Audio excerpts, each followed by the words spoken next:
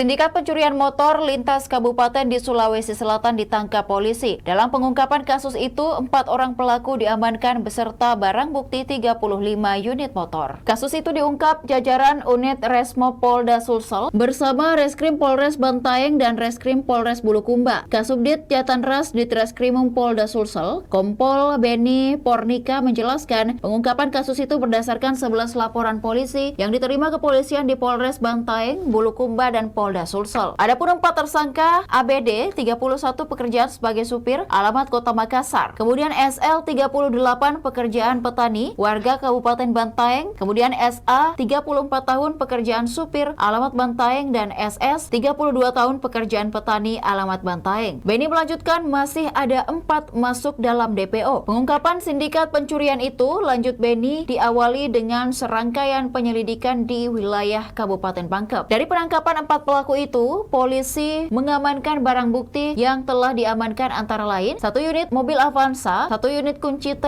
dan 35 sepeda motor. Adapun 35 jenis motor curian yang diamankan masing-masing adalah Mio 14 unit, NMAX 12 unit, Jupiter 4 unit, Vega 4 unit, Fiction 1 unit, Beat 2 unit, Vario 1 unit, Supra 1 unit, Satria 2 unit, dan Kawasaki Ninja 2 unit. Adapun pasal yang disangkakan terhadap keempat pelaku yaitu Pasal 477 dan Pasal 476 Undang-Undang Nomor 1 Tahun 2023 tentang KUHP dengan ancaman hukuman paling lama 9 tahun penjara atau pidana denda paling banyak kategori 500 juta rupiah. Demikian Tribun Timur Hot News kali ini. Saksikan berita menarik lainnya hanya di kanal YouTube dan Facebook Tribun Timur.